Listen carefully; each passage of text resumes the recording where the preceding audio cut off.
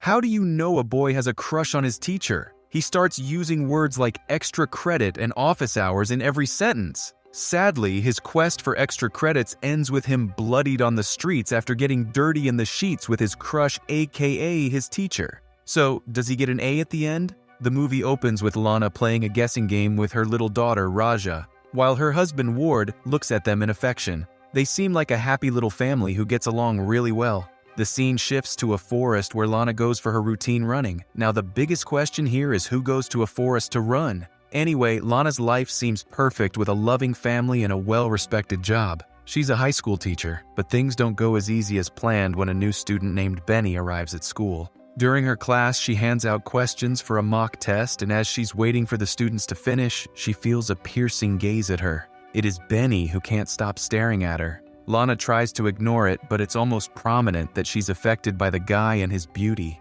Later that day, when she picks up her daughter from school, she notices Benny walking his dog. Her face is marred with desire as she continues to look at him. "All right, Lana, time to change schools before you fall for a minor. That's not what teachers are for." During one session, while one of her students named Jeremy is giving a presentation, Lana rebukes two girls for being disruptive. When the two students still don't listen to her, she angrily asks them to submit their phones. This pisses one of them off, who gets back at Lana by swearing at her. Lana loses her calm and asks her to repeat what she has said, and the student has the audacity to say it again. After that incident, Lana notices Benny's weird behavior. She spots him dumping the belongings of the girl who had sworn at her on the floor. He also trashes her bicycle right in front of her. Worried about the guy, she asks one of her colleagues about him but doesn't receive any satisfactory answer. Her interest in him begins to peak soon.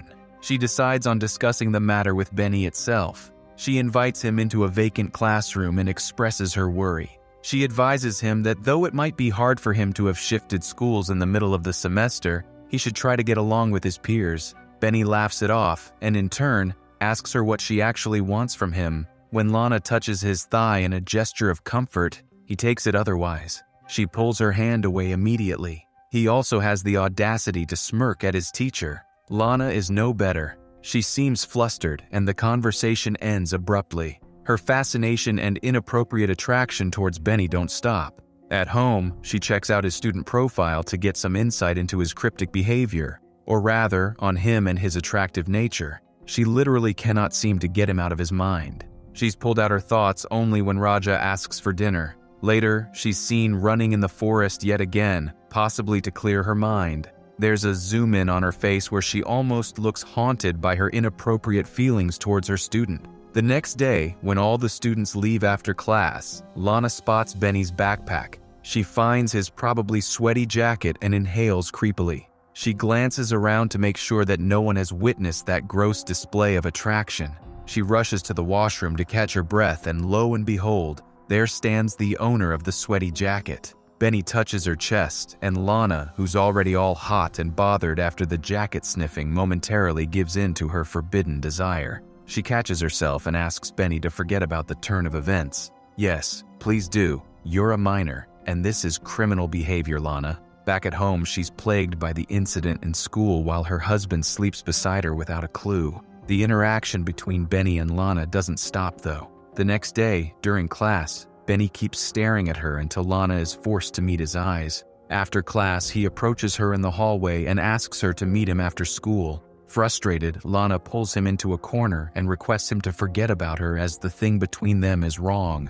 Well, no kidding, Sherlock. But Benny is not one to handle rejection well. Lana finds the side view mirror of her car smashed. She guesses the identity of the culprit, but what can she do? She proceeds with her day and goes to pick up her daughter as usual. On the way though, she stops in her tracks when she sees a group of guys on the sidewalk, and of course, one of them has to be Benny. Later that day, when her husband inquires about the damaged car, she just lies and says that she has hit a lamppost. Although Ward realizes that she's lying, he doesn't press on the issue as much and calmly invites her to drink her tea. Things take a bad turn for Lana after that. During one of her classes, as she's distributing mock papers, Benny makes some sexual and inappropriate gestures about Lana and the headmistress. Obviously infuriated by the disrespect, she asks him to leave. Either he leaves or she does. As expected, Benny refuses to leave as the entire class hoots and throws stuff at Lana. Feeling humiliated, she leaves the classroom. Later, she runs in the forest to clear her mind but feels someone's eyes on her. As she glances around, there's no one in sight. Back at home, Lana is seen teaching Raja. She gets a phone call, but when she picks up the receiver, she hears some low noise from the opposite end. She hangs up and tries to resume teaching Raja. Annoyingly, she's interrupted once again. This time, she doesn't pick up the call and disconnects the receiver as she knows who's calling. It's the way Lana can't catch a break throughout the entire movie. The next day at school is extremely difficult for Lana. When she sees Benny in class, she turns around and bolts. She just cannot bring herself to face the class, and Benny, after the humiliation, she calls in sick and leaves. Back at home, when Ward asks her about her day, she lies about it and talks about an assessment interview. She also mentions to him that she has been teaching the whole day. Satisfied with her answer, Ward doesn't ask much anymore. She continues to ditch school the next day as well, spending time by the river instead. One day, she visits an art gallery. As she's looking at the pieces in the exhibition, she feels a familiar gaze on her back. And guess who it is? Benny, of course. After disrespecting his teacher, he's now stalking her. Seeing him, she leaves and proceeds to go to a different part of the room. Benny is adamant and follows her. She feels how close he is and bolts yet again. Like, let the woman live. She manages to lose him and tries to leave while he's frantically searching for her. She rushes towards the elevator, but as the door is about to close, Benny steps in. Oh well, there hasn't ever been a good record for elevators and sexual attractions combined together. Anyone can guess what's to crop up. Benny requests Lana to come back to school as he misses her. He finally manages to seduce her and puts his desperate hands all over her. He pulls away when she tries to kiss him. The reason is left unclear though, but he satisfies his teacher in various other ways. Lana finally gives in to her temptation, forgetting about morals and, most importantly, the law. Afterwards, Lana sits in her car and stares at her husband and daughter. She's consumed by guilt at what had transpired between her and the minor. Later, she confides in her husband about a dream that has been bothering her. It's summer and her family is swimming.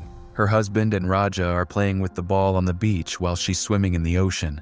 A force seems to pull Lana down, and no matter how hard she's trying to make her way to the beach, she cannot. She's ultimately pulled underwater where she's struggling to breathe.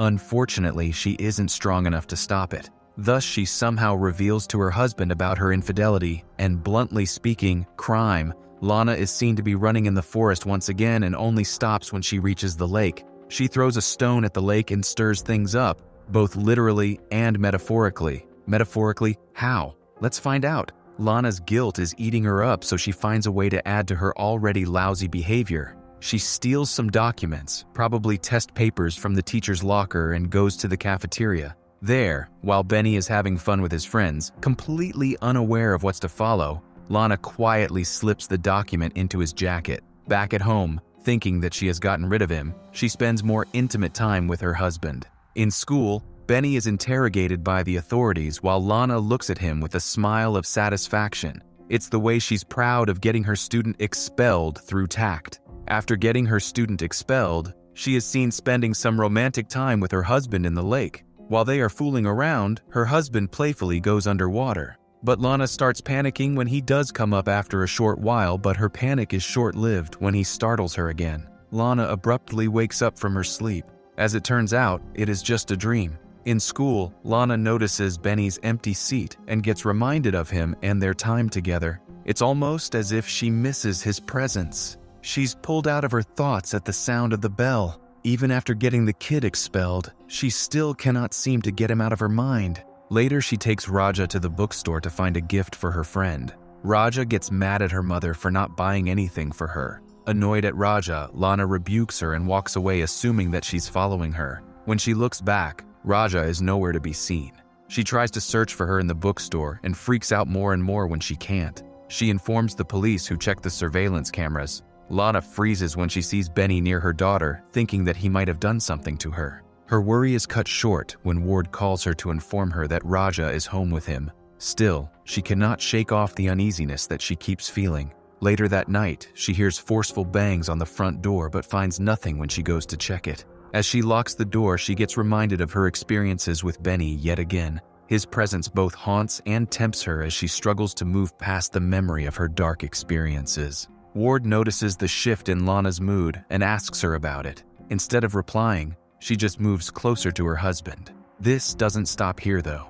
It's now her turn to stalk Benny. She follows him in her car as he's riding his scooter. She keeps following the oblivious Benny, clearly searching for an opening to harm the unaware boy. She abruptly swerves her car at him, forcefully hitting him.